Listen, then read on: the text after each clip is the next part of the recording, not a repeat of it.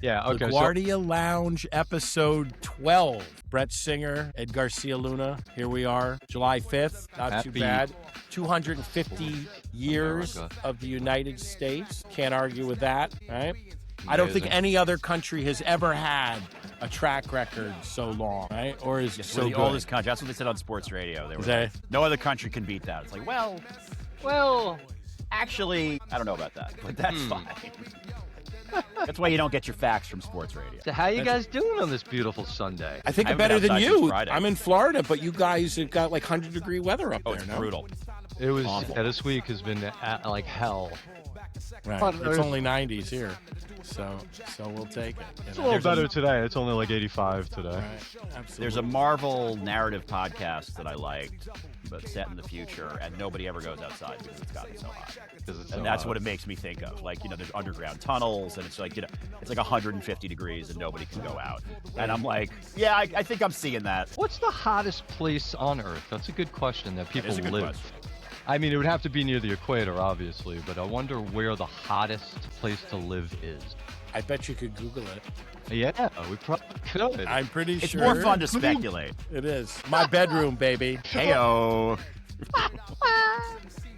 In my pants. I love it. So who's the guest this week? Wow, Milo Bernstein. Should we bring him in or should we talk about him first? No, I about him first, no? Oh, you want to talk about him? All right. He's an okay guy. Let's just bring him in. Bring him in. Shimmy. The shimmy is more forward. Jazz hands. Hello, So everybody. good looking. Look at Milo. He's got no body fat. That's what it is. All that. I've recently gotten better shape. What do? Do you play tennis or? I play tennis quite a lot, and then something else that's a longer story that I'm let's not get into in the first few moments of this. Tapeworm? Yeah, exactly. Brett, I had a story. I was gonna. It's an like anecdote, a ridiculous. quality anecdote. Quality. I don't know. Exactly right. Yeah. There you are. Look at this. Huh? So Milo, you were a sophomore, and I think we've already Still a established sophomore. that makes you less good than the people that were there as freshmen. But who's counting? Who's quibbling, right? I see. So I do understand that all four of you were originalists. In terms of being there in the starting class. No, yeah, and I was an incoming sophomore. Some would say the incoming sophomore class, really outshone most of you people. Who would once say we that? arrived. Who was your teacher? Who was the teacher? Mr. Cap. It was Capoletti. So you all had sophomore year. Yeah, all the incoming sophomores were in Capoletti's class all together. We've been kind of hammering this out because each guest has almost different recollections of who their teachers were. Listen, I don't remember everything, but that I am 100% on. We all were at Mr. Capoletti. It was me, And it was everybody. Gina, It was all Rosie. new students. All new students. There were in no other class except for that one class. And there were only 2 acting classes when you came in as a sophomore? No, there had to be 3. Well, I don't know how many there were. There were definitely more than 2. Well, there had to be 3 because there were 2. Because you guys weren't all our together. freshman year. Well, we were, but there was another class. We have yet to have a single guest from that class. Who did you guys have that second? We had your Trite- second year. You had Trite. Oh, Who I second year. Who I had the next year. Right. Second year, I don't even remember who I had. Maybe Britain? No, second year I had Moody. I did too. I had Moody, Milo. We figured out I had Moody for 2.5 years. Really? I ended up having him for half a year freshman year when he came back. Then I had him all of sophomore year, and then I had him again senior year. Oh, that's crazy. I never had Moody. Crazy. You never had Jim. Wow. No. But we still can't remember we still don't know who the other freshman drama teacher was. We're still trying to figure that out. We haven't been So able it's to figure it out. Capoletti, Moody, and you're not sure about the other It's got to person. be Britain, I'm telling you. I think it was It Britain. wasn't because It wasn't Useem? It was not Useem. I don't remember you think. see him freshman year at all. Well, he was See, obviously I there have because no he'd been there for... freaking idea. I freshman think year? it was Britain that was the freshman teacher, but I have no idea. The second year, I'm thinking that it was Britain only because I had Britain so I feel like it was Britain. And then I had senior year Useem, and then junior year we had Treitler again. I had Treitler again. Senior year. So you and I were in class together last year because I had Were you in the too. Useem class? Yeah. I was. And Milo and I were together for... No. We were never together. We were never together. That's They true. kept us Fucking apart. hell. And I don't know, Brett, if you and I were ever together either. I don't Yeah. think we It's were. Brett. It's Brett, right? Oh, it says right there. I got it. How's it going? It's going. All right, good. I'm pretty sure that we never had class together. Dude, when that mic is closer to your mouth, it Works, so much clearer, but you were in Useem's class with me in the senior year. I guess we were so. Well, I did a scene with Kara from House of Blue Leaves. I remember that so well because I did not know John Guare. And it's funny, I was just texting Kirk about it this morning. I was like, hey, I'm going to talk all things John Guare, hopefully. But I had never even heard of him. So when you guys did that scene, it just blew my mind. Yeah, and that you was had a great scene. such a practical, loose, in the moment approach that was like almost off-putting to me anyway, where I was as an actor. And I just remember being blown away by your performance in that. So I wanted to throw that out there. 40 years later, I appreciate the compliment. Exactly. I saw Kara not that long ago. She was, because for a while she was considering moving to Westport, and her husband and her daughter came and visited us here not long after we moved here. Oh, nice. I don't know, because of whatever reason. And we were talking about that scene too, which was fun to there was a big production of that at Lincoln Center around the same time. 100%. I went to see it, yeah. With Ben Stiller, I believe. Wasn't it a young Ben Stiller? Could have been. It was certainly somebody like that. I don't know. I don't remember who it was. In my memory, the father, I forget the character's name, who I played, doesn't matter, was the dad on Frasier, but that's probably not right. It looked like him. Oh, the guy from Say Anything. John Mahoney. Exactly. Yes. Mahoney. I love him. I don't know if that's right, but that's in my memory who it was when I look back. Right. It was definitely a fancy cast, and I don't know if it was Ben Stiller, but I'm pretty sure Brett is correct. It was some young Ben Stiller and John Mahoney in his Broadway debut. There you go. Swoozie Kurtz. Right, yeah, it was a big cast. Stockard Channing, Danny Aiello. Those Lincoln Center shows had big casts. I saw Al Pacino there. Brett. Stockard Channing, Patricia Clarkson. Holy crap. Swoozie Kurtz. It's a good cast. I mean, that is a good cast. Kara and I did a good job. Yeah, no, you guys were just as good, man. Just as good. Exactly. Don't kid yourself. Don't sell yourself short. What are you going to do? Just as good. No, it was all Mr. Useem's direction. Right. Because did you see us doing that arm thing during it? Yes. We did. I got stuck with... I did Peter Westra and I, Jenny Diamond, and Elizabeth Castillo, I think it was. We did the New Odd Couple, which is the only scene, the whatever that, or the Bird sisters, but it's their guys. It's the only scene from that rewrite that is better than the original, and it is unbelievably hysterical. I remember that. Oh my God. It's just a very funny scene. So it was sort of low hanging fruit because it's easy enough to just be funny. And we had just unreal sight gags.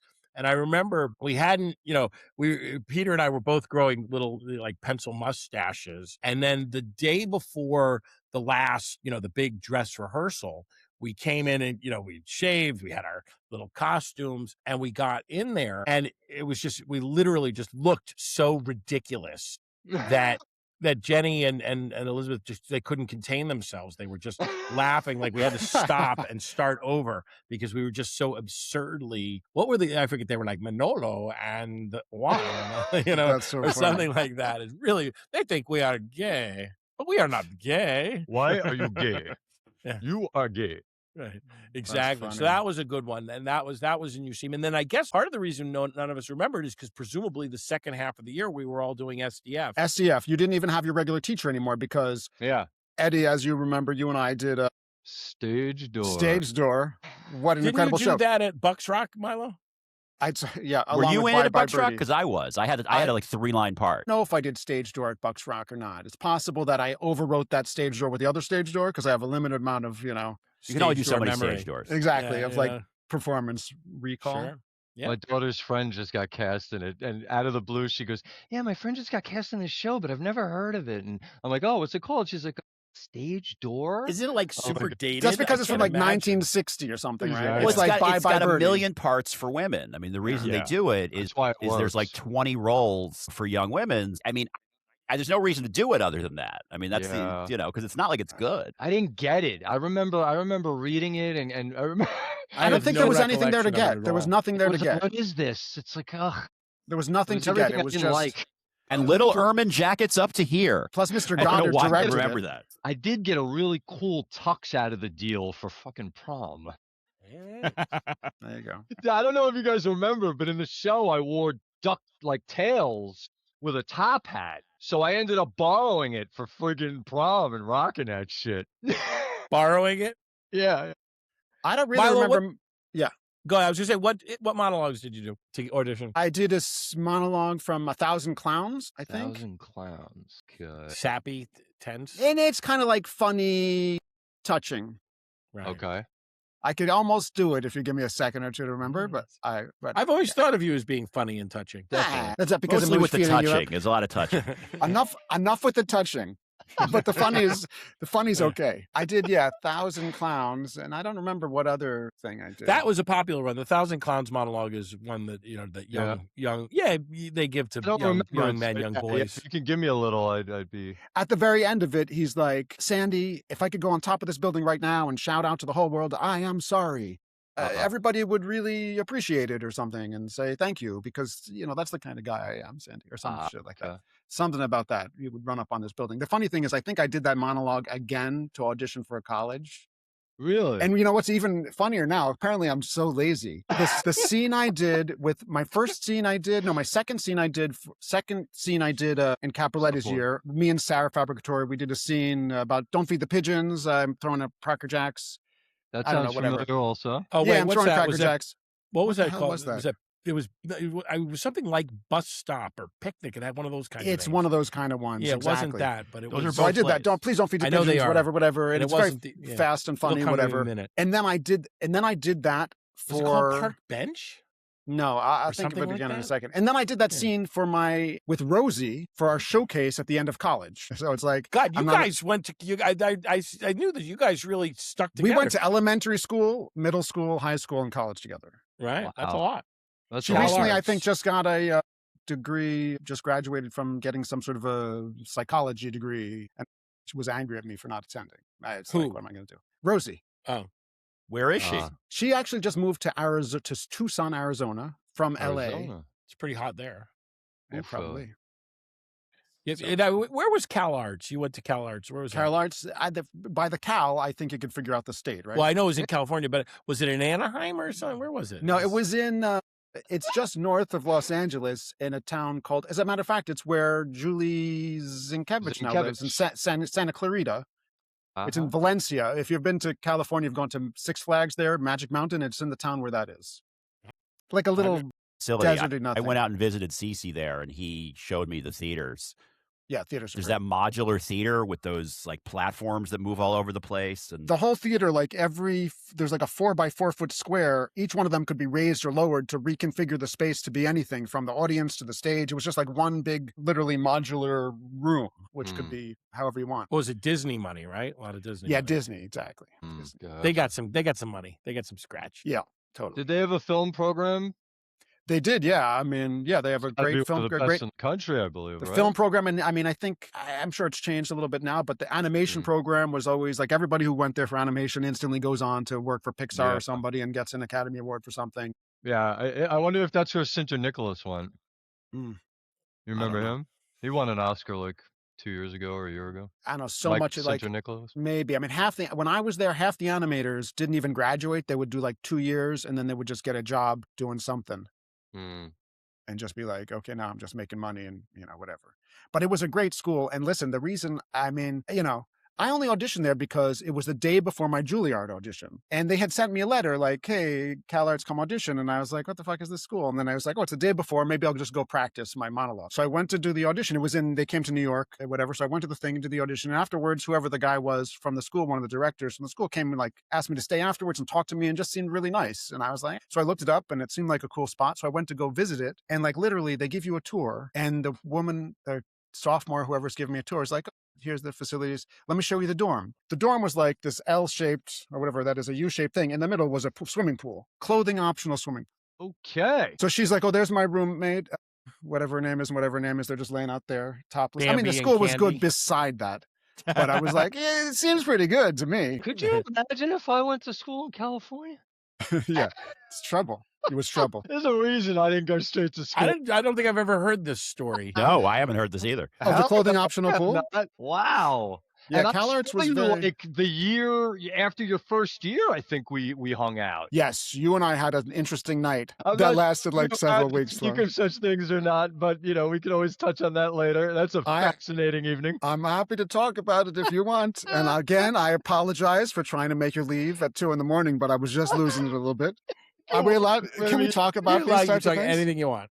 All right, so I went to CalArts, and there was a big drug culture there, right? And so I had discovered LSD on a trip we took to San Francisco. We just drove up to San Francisco in my car one night and slept in my car at Haight-Ashbury. And the next morning, it turned out there was a Jefferson Airplane or Starship reunion concert in the park. So me and my friends were in the park, and then people were giving us acid, and we're like, oh, drop an acid. And we're like, it's like 1960 something, even though obviously it's much later than that. Yeah. But after that, we took this acid we got, Blue Unicorn, back to CalArts. And at that point, everybody then started just doing that every weekend or something.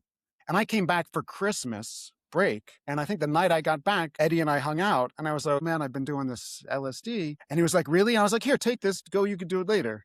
And he was like, no, let's do it tonight. And I was like, I don't know if I want to do it tonight. And my girlfriend's coming on the train tomorrow. I got to meet her at Grand Central or wherever the fuck she's coming. And he was like, no, or whatever. Sorry. And I was like, fine, whatever. What the hell? So then we dropped. And then we were up all night long and just wandering around the city, tripping our balls off. It was intense. It was pretty intense. It was quite intense, and I was not prepared. I was ill prepared, I think. Totally. And I was not. Was that the first time you'd ever tripped? For 20 minutes. I hadn't at that point. Right.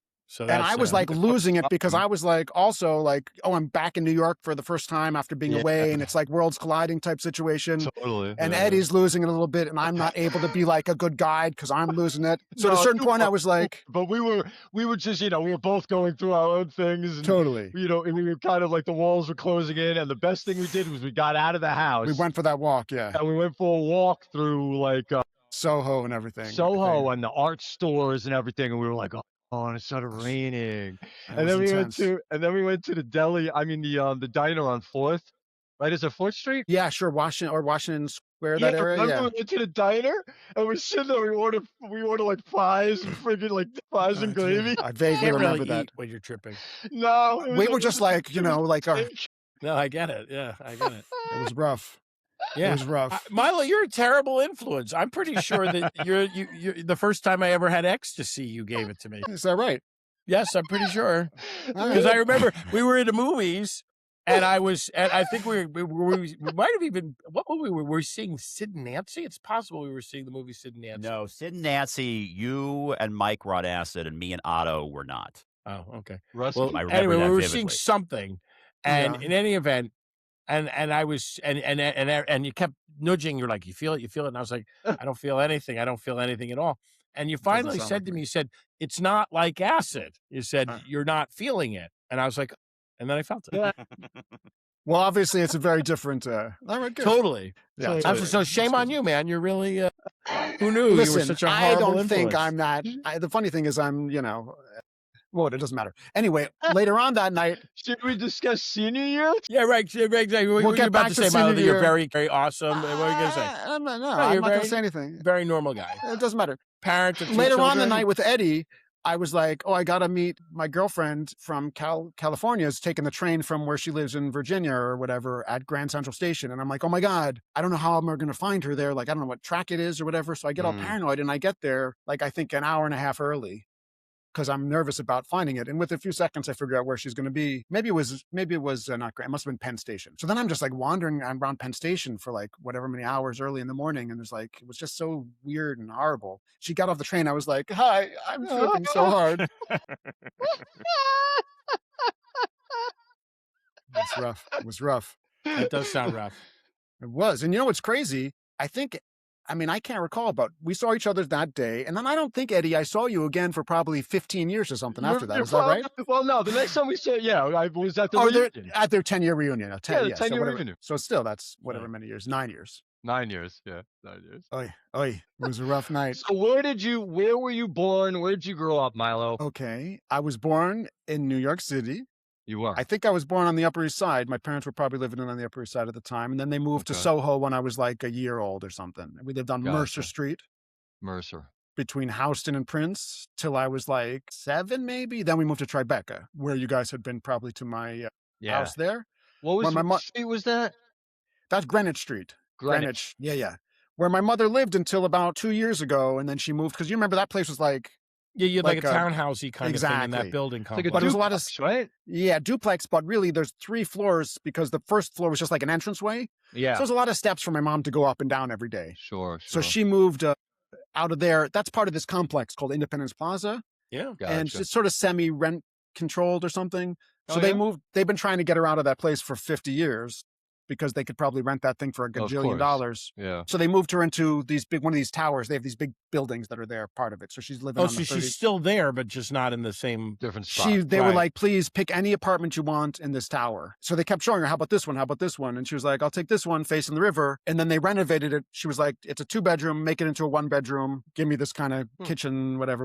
So because they were like, please. No, of course, it's because as I think everybody knows is the money is so huge that's the joke of all these things is that they want you out so badly they'll give you $100,000. It's like not even 100%. I mean, and I'm not exaggerating. I mean, like huge money on these. No, yeah, it was great. She was there for 50 years, and that was a big place. As semi-rent controlled, she was probably not even paying. No, as a matter of fact, they're not even going to re-rent it. I think what they're doing is they're tearing all those things down and they're going to build a new tower. So they had to get everyone out of there so they can like do some big new super tall thing. The thing is, they offer you $100,000. What are you going to do with $100,000? You're not buying a house. Right. If that's all you get, that's why for her it was like, no, give me an apartment, give me this cheaper rent, and that's really what she got. That was smart.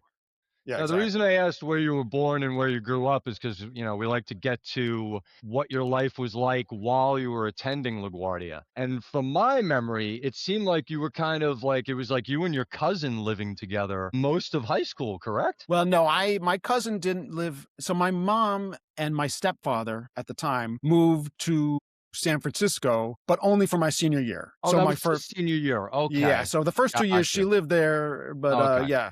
So though I might have had people over and stuff, it wasn't as much because she was mostly around. Yeah. But then she moved to San Francisco and was like, you probably want to finish high school. My sister was already at college. And I was like, yeah, I don't want to go to San Francisco. So I stayed there. And my cousin had just graduated from whatever college he went to.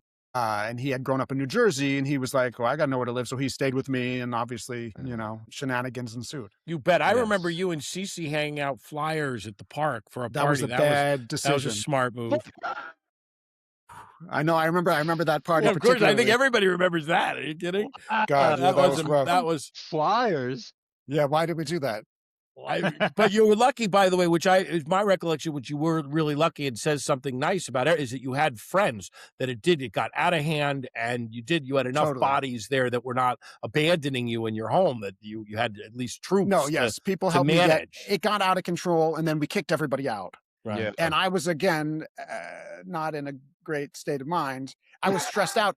I was pacing around that little entranceway because I was like all anxious and freaking out that people were going to destroy my house and we were going to whatever. I don't know. And I forget, a couple people, Cece and some other people, were like, do you want us to get rid of everyone? And I was like, my God, totally. Could we do that? Can we please make everyone disappear now? And somehow that worked out. They kicked everyone out. And I was like, oh. And then afterwards it was like, oh, my apartment is a little bit fucked. Yeah. I mean, not so. Granted, my mom had taken all the furniture with her. We didn't have much there, just a bunch of crap, so it was okay. Yeah. You can always clean up. I mean, you can always put stuff back. I wonder if that's when somebody puts a hand through a window is where it gets hard. Yeah. I wonder if that's the party that Jocelyn Mason was talking to me about a while back. She was saying she was like, she had this moment where she felt like really proud of herself because she was able to hang with me doing shots at one of your parties. And I wonder if it's that one, because I remember there being this one party that was just packed, wall to wall people. I remember getting there and being like, holy crap. Well, that might have been it. I mean, we had a bunch of other parties that were like more normal. Like we had just where people we knew there, where there was like a jazz band. I remember there's one in like, there was like a jazz band playing, like, guys from school who just showed up and were like just chilling. And I was like, oh, this is. I ended up back at your place on prom night, if memory serves. No, I don't think so. Yeah, I think I did. Was I there too? Milo, you just gave him keys. You weren't there. You were there or not, but I want to say I ended up back at your place at some point prom night. Who did you go to prom with, Eddie? Kelly Brewer. I don't know who that is. You guys still together or no?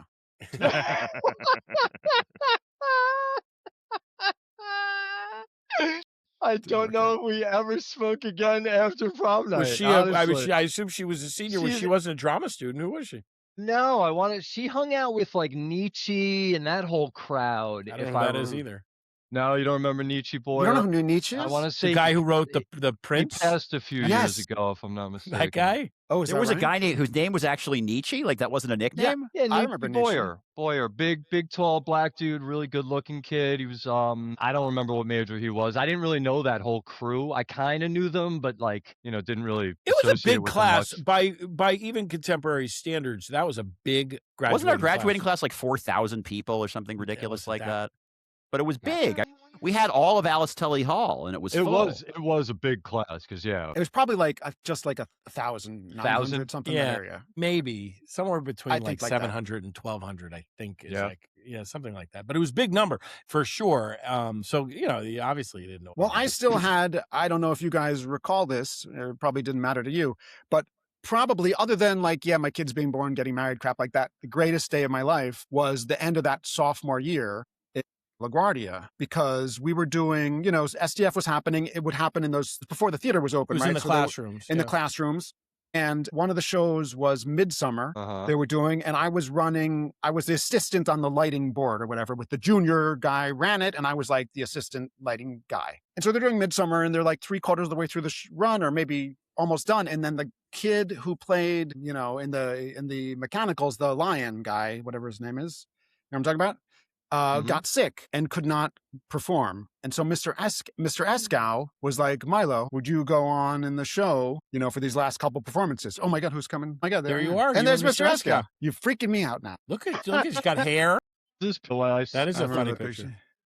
I was like, how great is that? You got a picture with Eskow in the background, looking all in the back. I remember that jacket. Like totally. He always wore something sort of like that, I feel like. He did. He's A safari jacket. Director at all times. Totally. That's so funny. Look at you pulling stuff up. Did you know I was going to talk about this? So Mr. Esso asked me, "Oh, what'd you do?" And I was like, "Yeah." So anyway, the guy who played. So you performed in the SDF. So the guy who played Moonshine went on to play Lion Guy, and I played Moonshine because I guess I was more of a Moonshine type. Oh, shit. And so then I rehearsed in for the afternoon with the cast. They put me in. We did there was a dance number that I had to fucking learn, and then we did the performance, and we did two performances. Was in that show? It was like, what was that really great? The guy who played the head guy in Midsummer, what was that guy's name? That black guy, he was so good. His name was like, not Lawrence or something. He was so great. Lawrence. No, there was a Lawrence. Maybe a Lawrence? It was maybe him. Are you talking about the guy that was in, oh my God. You guys know, you'll know who he's talking about. He was great. I know exactly. The rest of the cast was great. It was a great show. But all I know is after he's had an acting career. Doesn't Lawrence have a television career? Yeah. I want to say he was in that Brandon Lee movie, if I'm not mistaken. Is that right? I mean, yeah, if we're talking about the same person.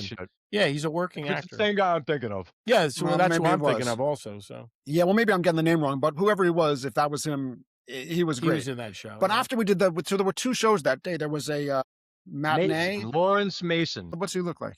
Is that him right there? No, that's Brett. Okay. Let me see if I can. So, but was the upshot though, Milo, is when it was all said and done, you were like a celebrity. So, yeah. So what? For the first off, let me slow down the celebrity status first. Let's take a step back. So after the matinee, Mr. Eskow had a sit down with all the people in the cast, not me, and was like, "Listen, guys, you guys have slipped a bit. You're not living in the moment. Did you watch Milo today? He had no choice but to be in the moment because he was just experiencing it. And then all these guys told me about this afterwards. Oh, Mr. Eskow said how you did a great job. And then we did the nighttime performance or whatever. And then that night was the rock party, right? It was the night of the rock. And at the rock party that night, and it's my first year, obviously, because I'm, as you know, an incoming sophomore.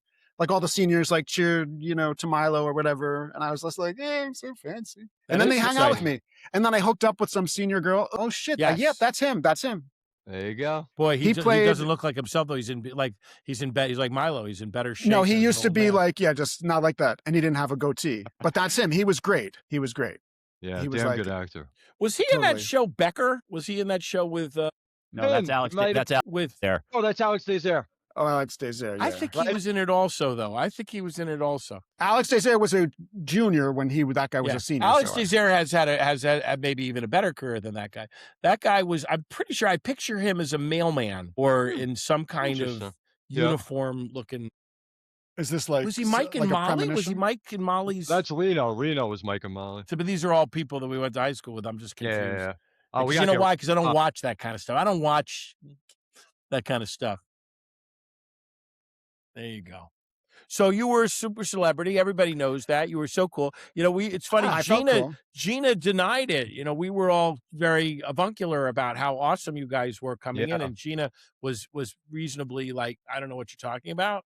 But you're owning it. I like that. Yeah, listen, I'm just saying, I have not been a celebrity since then. This was my high point of celebrity status. Sure. And also because obviously at the time, I looked up to those seniors, like they were cool, right? And I felt like it was awesome, you know. And then I got to go to some parties, like Jen Aniston, who was in that class, obviously, and all those guys, you know, they would be like, Milo, come to this party with us or whatever. And I was like, yeah, it's so cool. Wow, you are so cool. Wow. And, you know, it's cool. Fun. And Eskow said you did a good job. You know, Eskow said Eddie did a bad job. Yeah. That's his story. So let's fight about that. Maybe we can have like a cage match. It was great.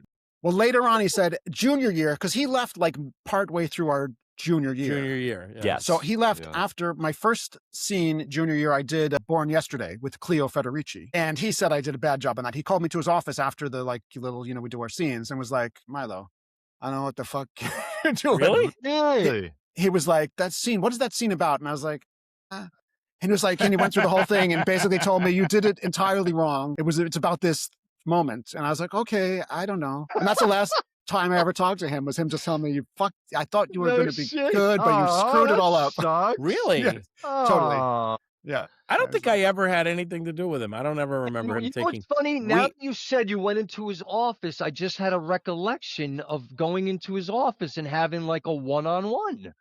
Yeah. That's funny because I had forgotten about that. But yeah, I recall something like that too. That's wacky. I wonder if he did it with like each student at different times, maybe.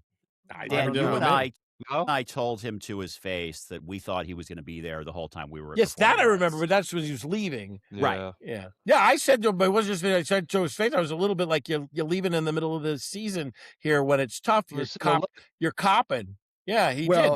And it was a little bit, it was, you know, things were getting a little squirrely at that moment. They were absolutely trying to rearrange the schedules and do some things that would have really made trouble for the department.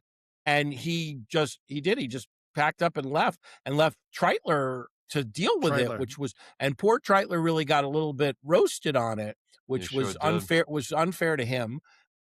You know, and that really was. I mean, I didn't. Just remember the disrespect to Mr. Treitler was like. Yeah, it was unbelievable. That was actually why he and I became very close. Was because I stood up at a department-wide meeting and started yelling at the whole fucking place and was like, "Leave this guy alone. He's our guy," you know, and was quite turned the tide. And then he and I were very close for a while, and then he got angry at me because they then sort of ran him out on a rail.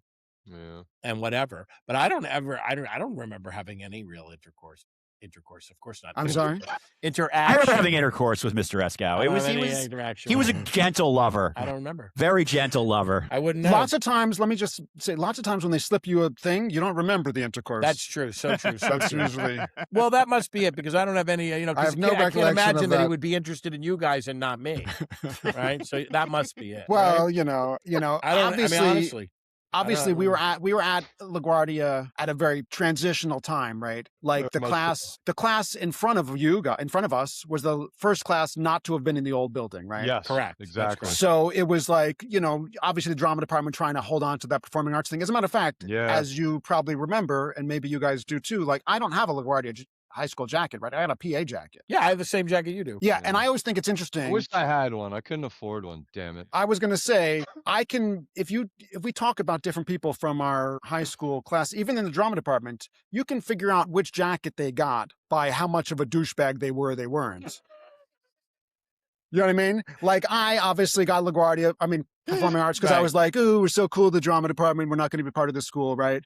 Well, I bet like, for instance, like who we were talking about before, Julianne, got, I'm sure, a LaGuardia jacket, right? Because she was like more involved in the regular part of the school.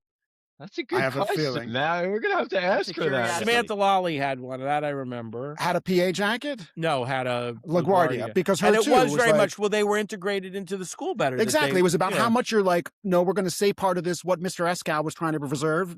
Maybe that was crazy and stupid, or we're going to be part of like a bigger thing, which makes more sense. Kids who participated in teams, kids who participated in clubs, which I don't think is any of these kids on this show today.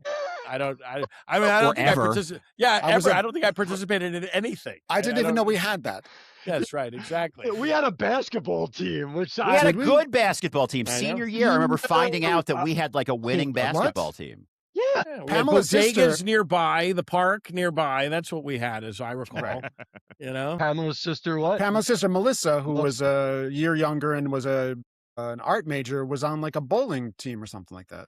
Oh yeah, I was like, bowling. What? We had her sister went there too. I didn't. Know that. Yeah, her sister went for a year behind us. Yeah, unreal. I did not know that. So she probably has a jacket. So I was going to guess. Meanwhile, Eddie already said he didn't get a jacket because he couldn't afford it. So I'm sorry to hear that. I'm going to say you had a PA jacket. You already said that. Brett, I'm going to say either. Let me guess. Okay. Fucking cut me off. This fucking guy. I'm going to say either no jacket or PA. I had a PA jacket that said Bozo, which was my warmonger name. And I gave it to my college girlfriend. So it's gone. Dude. You know, like, see, it's fun to guess people. Like, okay, how about Hardcore Dave? You guys know what he jacket?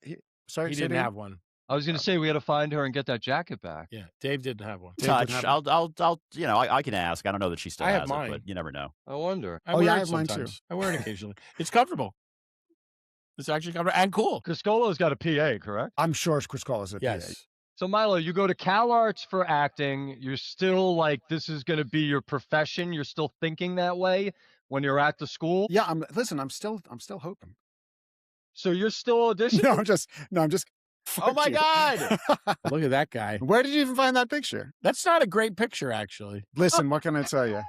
Hey, it was the 80s. What do you? But it doesn't look like him is the only reason I say that. But you know what is funny? I look like that. Should we talk about that nose? Which one? That one right there? That one. Well, that one is the new one. The same one you got refurbished? Now. Yes, that's true. I remember, as a matter of fact, it was one of those things. Milo was not at school. Everybody's like, "Where's Milo? Where's Milo at school?" He was missing for a couple days, and then he came back with. Is that right? I think I did it right after school ended.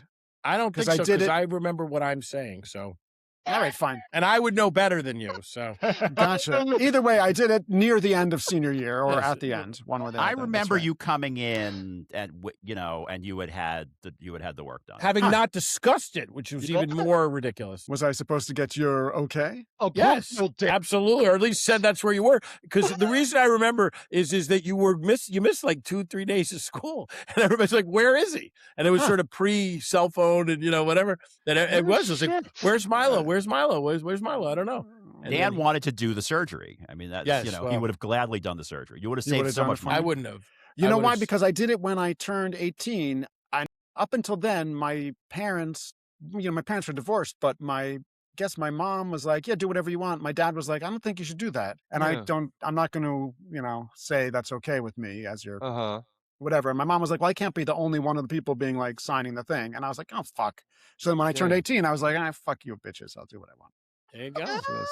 And has it affected the quality of your life? Well, I can't run back and do it the other way, right? So how can I say that? I think it helped me with my. Listen, it's not like I have a small nose. Look at this. It's still a big nose, or it's not like I made it into like No, you look like yourself. Somebody's right, but it did help with how I felt. I think my confidence and crap like that going forward. Yeah. Really? I think so. Yeah, you've done pretty well for yourself. Acting. I want to get back to the acting, professionally speaking. Yeah. So after CalArts, I auditioned for stuff, and they were like, "Your nose is wrong, so we're not going to cast you."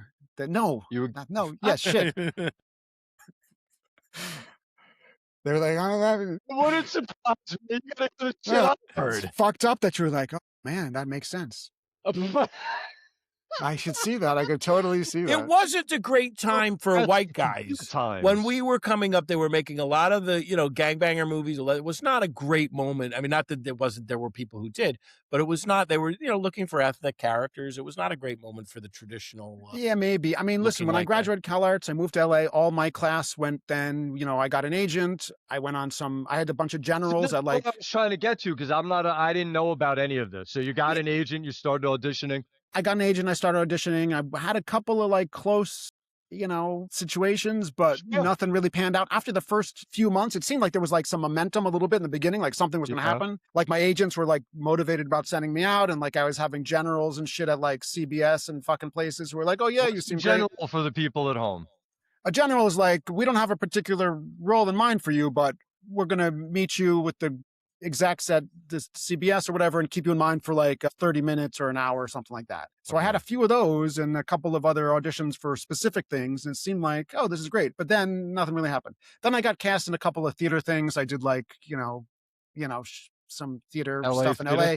LA theater, they did a Shakespeare program or performances for a while. And then I just was like, I'm not getting, and then I was just going on auditions for like commercials and, peanut butter shit, like that stuff that's there. And then I was like, this just sort of sucks. I'm just like not really into I'm the same. I can't stand taping for commercials. I kind of exactly. Told my it's like, I don't want to anymore. Right. It's like, now I feel like I'm failing at this thing. And this is not even the thing I wanted to do. I don't want to be in a peanut butter. So if I'm going to fail at something. Commercial actor.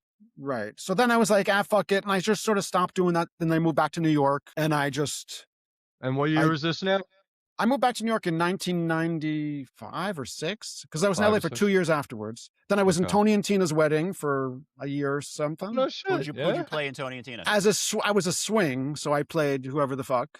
Okay. And that was a lot of fun. I mean, is it theater? I don't know, but it was a fun, you got paid as an actor. Tony and Tina, yeah. You know what I mean? But it's like basically, it's a big party and you're just like hanging out with the guests. It's such a weird show. It's super successful, but it's so strange. Right. I got friends who own that murdered by the mob. Same kind of deal. Right. Yeah. Tony and Tina's was groundbreaking though at the time. It was at the time, totally. A lot of things have come after that like followed Big that time. sort of like thing. So yeah, it was awesome to do and it was like great to get paid and it was just fun. And then I did a couple of other like, not much things. And then I opened up the store or started working for my mom's store and then I opened up my own. But now, so there was a store when you were in high school, though, no? No, my mom, when I was in high school, had a showroom where she repped designers. Okay, that's what it was. Okay. And she opened up the first of the stores while I was in college. Was that on Thompson? Where was it? Was on that? Thompson Street. Yeah. It was on Thompson Street. And I worked there for like a year or so while I was doing the other shit. Right. And you were just working. I was just working. And then I opened up store. And then I opened up the store on Prince Street. In Bowery. Yeah, exactly. As like a younger, to sell like, she was only taking certain specific designers to take like sort of younger, more casual stuff. And Nolita at the time, nobody went there. It was very cheap, our rent. It was like $1.50 or something. And then it just turned out to do well. It did 100%. We just got lucky, the right time, right place situation. Yeah. So then I just started doing that. And then I opened up another store and another store. And I was like, hey, this is not that bad. You had, I think if I recall, you had like 7 or something like that at one point? We had 6 at a time. Yeah. Oh, and now how many do you have? 2, 3? Now we have 3. Right. Yeah. And didn't you do the Sex and the City consignments? So Sex and the City, Patricia Field, who was the costume designer for Sex and the City, was like a customer who liked to shop at our stores. It's a good sort of shop at if you're outfitting a movie because we have like all different stuff from different periods. So, if you just go to Macy's and buy shit, everything looks like it's from this season, right? So it looks stupid. Gotcha. Whereas you come to a store like ours, it's like, oh, this is a thing from 2 years ago. This is from this year. This is from 5 years ago, whatever. Oh, that's good to know. So yeah, if you're looking for stuff. But anyway, so Patricia Field was a good customer of ours in general, and she bought a lot of the wardrobe for the Sex and the City series from our store for the whole time, and it was great. They would just buy stuff. And then at the end of Sex and the City, when it was done, their studio, Silver Cup Studios in Queens, called up and was like, "Hey, we have all this leftover stuff in the wardrobe department. Do you guys like want to buy this back from us or buy this stuff from us?" And so I drove out there and I looked at it. It was like a whole room full of like leftover shit. Some of the stuff came from us, some of the stuff came from other places, thousands of things. And I was like, I guess I give you, and I forget how much I said. I was going to say, how do you even price that up? I don't know. I was just like, I don't know. I'll give you. But this is, by the way, Milo's obviously doesn't need anybody pumping him up, but somewhere in the middle of all of this is Milo being very sophisticated.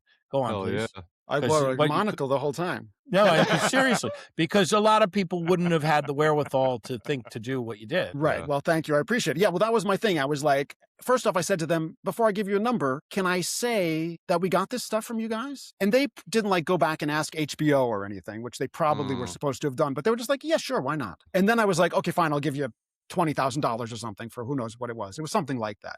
And then we took all the stuff, I loaded it back, and then little by little, we went through each piece. And some of the stuff was like, you'd never know what was on. Was it on TV or not? You couldn't tell. Because obviously they had stuff that didn't go on show. But some of the stuff you pulled up and you'd be like, oh, fuck, I remember that hat that Carrie wore. And so I would fast forward through the fucking HBO thing and take a picture with my phone, or not back then with my phone, with a camera of the thing and print it out and stick it on that fucking item.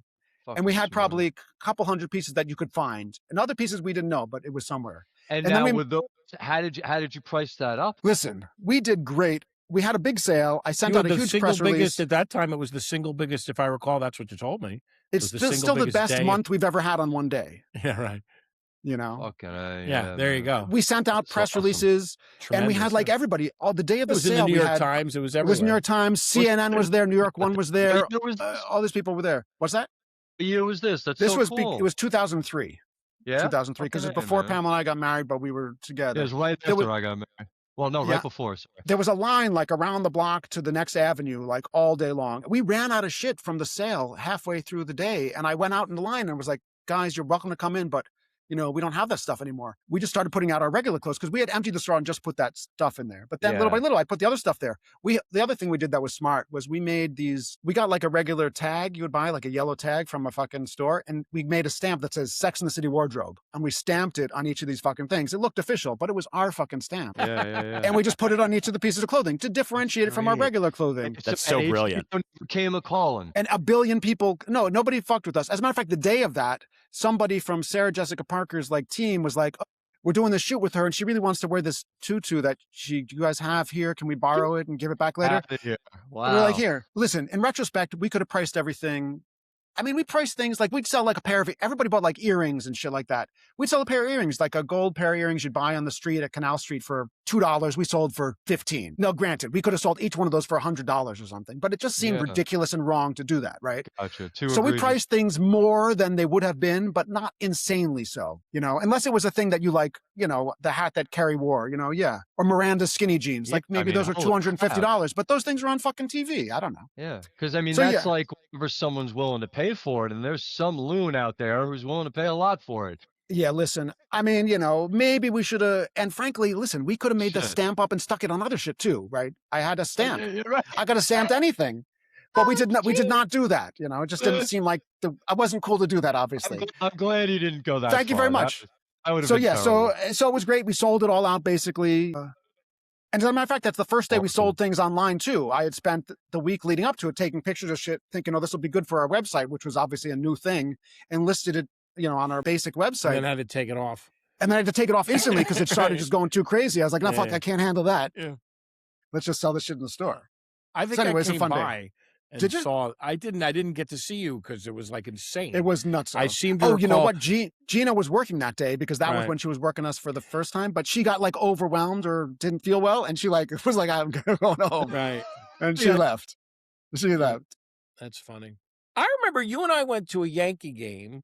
Yeah. And you said to me, I feel like, by the way, I'm not right about this. You and I went to a Yankee game. It was not Gerard McCarthy and I also went to a Yankee game. And I'm pretty sure it was the game that Gerard and I went to was like an all-time drubbing for the Yankee. They got crushed. It was like, it was like all-time. It was like 26-2 or something like that. And the Yankees got lost. And it was ridiculous. I don't think that was the game you and I were at. But, because if it was, you'd already be saying, yes, I remember that because they just got shellacked. You've never seen. It was ridiculous. It was one of those games where literally every time the other team got up, they were like hitting home run. I mean, they just got clobbered. Like, yes. They got clobbered.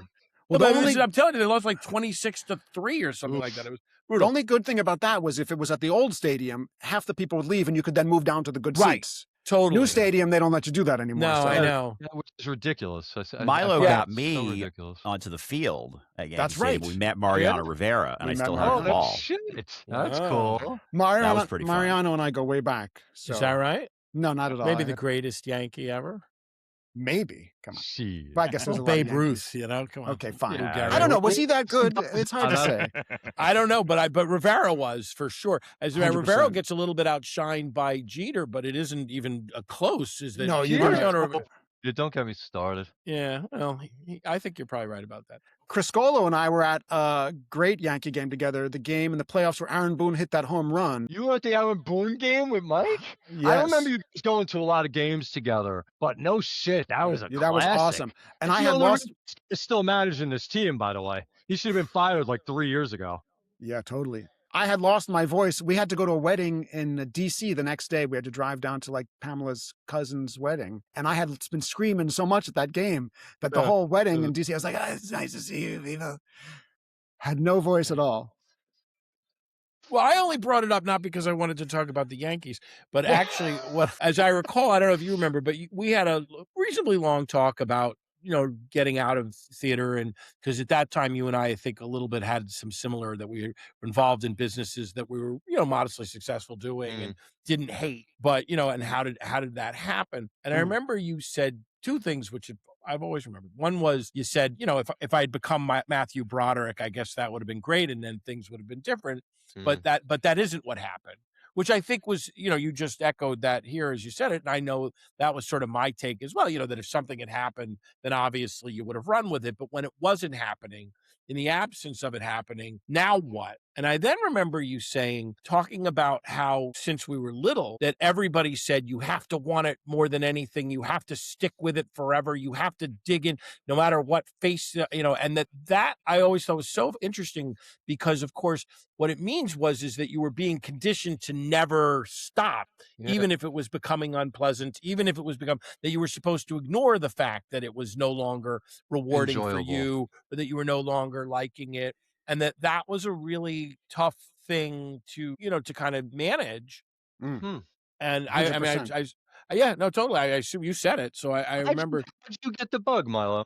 Well, I don't know. Well, first off, to mention, because you comment on what Danny was just saying, yeah, I definitely always felt that way. It seemed like everybody said you've got to want it so much, especially once you got to LaGuardia, right? Mm-hmm. I remember being in Cap's class that first year when we're all incoming sophomores and we're all sitting in a big circle, and he's like, who here wants to be an actor? And like probably 50% of the people rose their hand. And then he looked around and he was like, what are the rest of you guys doing here? Yeah. And because performing arts, before it was merged with music and art, was like a vocational school for the arts, right? For dancers and musicians and people to go right into that. It wasn't supposed to be like do this on the side and then also become a teacher or an accountant or some shit. Yeah.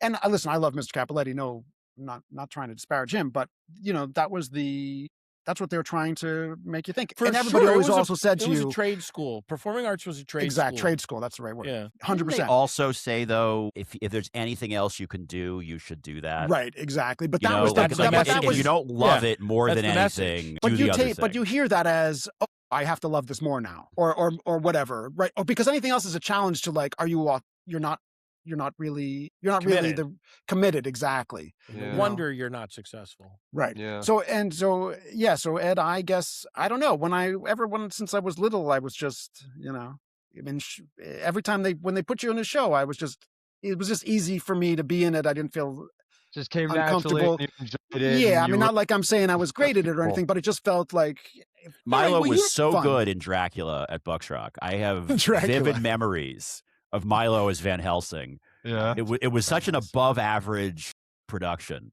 Above average is what I like to hear. Really, fucking Mike Knobloch, who always got all the leads because he was handsome. It's almost a compliment. No. I mean, it was really. A compliment. It made a big impression on me. I was like yammering about it to some girl, and she's like, "What's wrong with you?" I was like, "I don't know. This was really good." We were actually talking last week about how when you guys came in, we were so impressed with the group of you because you were all, solid actors and doing things that like first of all, when I met you, I had never met anyone who could juggle. You were like the first person I ever met that could juggle. I was like amazed by that. I was like, my God, this guy went to freaking So were all the girls, Milo. All the girls really dug it also.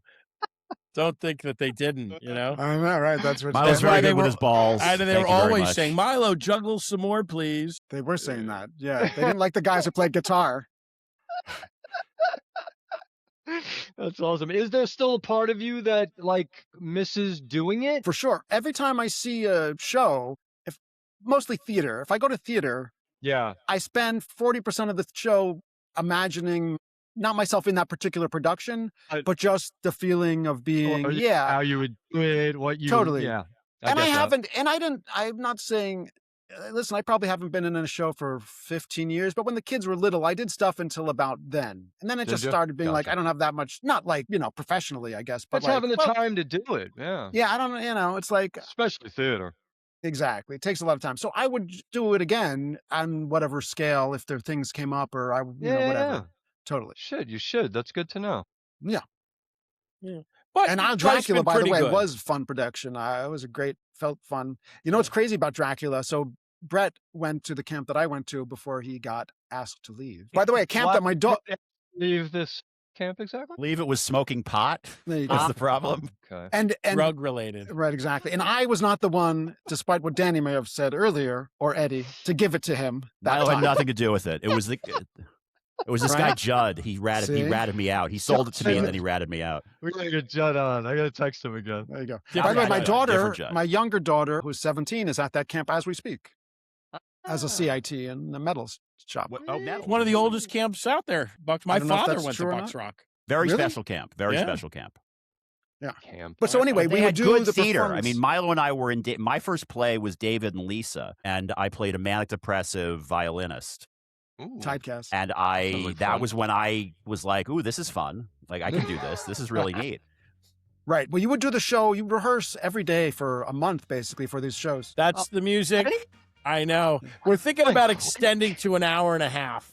Oh, You God, it's might done? have to. I Nice think job. we might have to. Two-part Yeah, episodes. Thank you, Milo, brother. we'll get you on again. Okay. Thanks for Nice to having see you us. guys. Up, stay on. Stay right on.